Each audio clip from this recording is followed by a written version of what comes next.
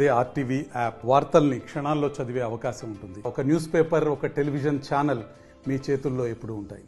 యాదాద్రి భువనగిరి జిల్లా రామన్నపేట ప్రభుత్వ ఆసుపత్రిని ఆకస్మికంగా తనిఖీ చేశారు జిల్లా కలెక్టర్ హనుమంతరావు.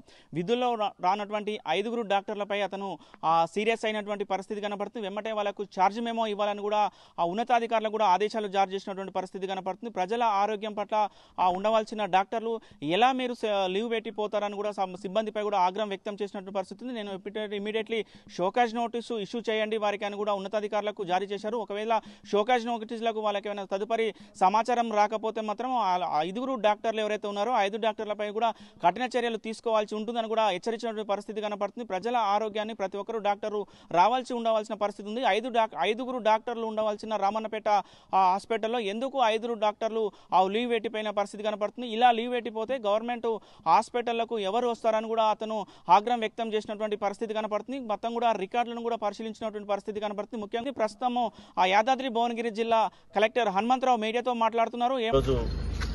ఆకస్మికంగా రామన్నపేట సిఎస్సిని తనిఖీ చేయడం జరిగింది. దీనిలో కొంత నిర్లక్ష్యం కనపడుతుంది క్లియర్ గా.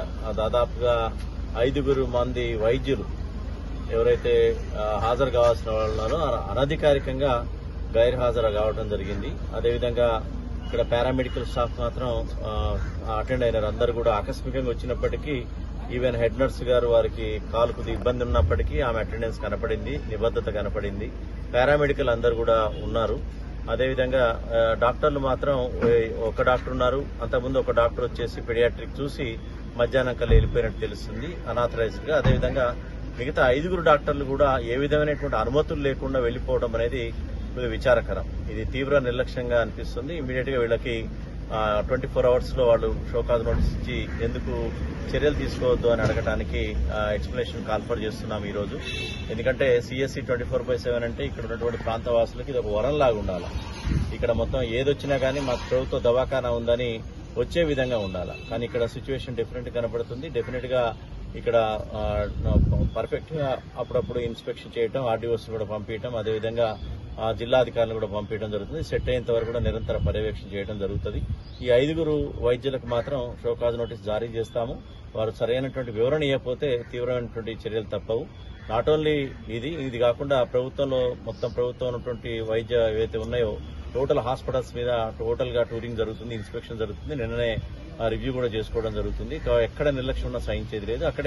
ఇక్కడ కొన్ని ఫెసిలిటీస్ కూడా ఇక్కడ ఉన్నటువంటి టాయిలెట్స్ సరిగ్గా లేవు, బ్లాక్ అయినాయి, తర్వాత మంచినీటి సౌకర్యం లేదు, ఇవన్నీ చెప్పడం జరిగింది. డెఫినెట్ గా ఇది తప్పనిసరిగా వీటిని కూడా పరిశీలిస్తాం. ఏఈని వాళ్ళనే అవన్నీ కూడా చెక్ చేయమని చెప్పినాం. వాటి యొక్క పనులు కూడా గౌరవ శాసనసభ్యులు కూడా ఇక్కడ వేముల వీరేశం గారు కూడా చెప్పడం జరిగింది. నాతో ప్రత్యేకంగా హాస్పిటల్ని తనిఖీ చేసి ఆ యొక్క హాస్పిటల్ని గాడిలో పెట్టాలని కూడా నాకు వారం క్రితం చెప్పారు. అది కూడా మనసులో ఉంది. అదేవిధంగా వారి శాసనసభ్యులు గారి యొక్క ఫండ్స్ లేకపోతే ఇతరత్ర ఫండ్స్ తోటి పూర్తి స్థాయిలో ఇక్కడ కావాల్సిన అవసరాలు ఏవైతున్నాయో తీర్చే విధంగా చేయడం జరుగుతుంది. డ్రింకింగ్ వాటర్ సమస్య ఒకటి కనపడ్డది. పేషెంట్స్ తో కూడా మాట్లాడినాం. యాక్చువల్గా వాళ్ళు హ్యాపీగా ఉన్నారు ఉన్నటువంటి సిస్టమ్ తోటి. ఇక్కడ నర్సులు ప్రేమగా చూస్తున్నారని, ఒక్క వాటర్ మాత్రం ఇబ్బంది ఉందని చెప్పడం జరిగింది. ఆ కొరత తీరుస్తాం. అదేవిధంగా టాయిలెట్ బ్లాక్స్ కూడా మొత్తం కూడా రిపేర్ చేయించి అన్ని కూడా సవ్యంగా అయ్యేటట్టుగా ఈ 10 రోజుల్లో ఒక యుద్ధ ప్రాతిపదికన చేయడం జరుగుతుంది. అంతేకాకుండా ఇక్కడ పరిస్థితి చూస్తే ఇన్స్టిట్యూషనల్ డెలివరీస్ ఎవరైతే కాన్పులు ఏదైతే జరగాల్సిన ఉద్దేశం ఉందో అది తగినంత స్థాయిలో జరగట్లేదు. నార్మల్ డెలివరీస్ ఒకటే వస్తున్నాయి కానీ ఎక్కడ కూడా సర్జరీస్ అనేది ఇక్కడ ఆపరేషన్స్ అయితే అనే నమ్మకం ప్రజల్లో కలగట్లేదు. కాబట్టి అది కల్పించే విధంగా నిరంతరం ఇక్కడ పర్యవేక్షణ చేయడం జరుగుతుంది. ఇక్కడ మనకి ఎనస్థీషియస్ డాక్టర్ కూడా ఉన్నాడు, ఎక్స్పర్ట్. కాబట్టి మత్తు డాక్టర్ ఉన్నాడు, గైనకాలజిస్టులు ఉన్నారు. సో ఉన్నప్పుడు డెఫినెట్ గా సర్జరీలు కావాలి.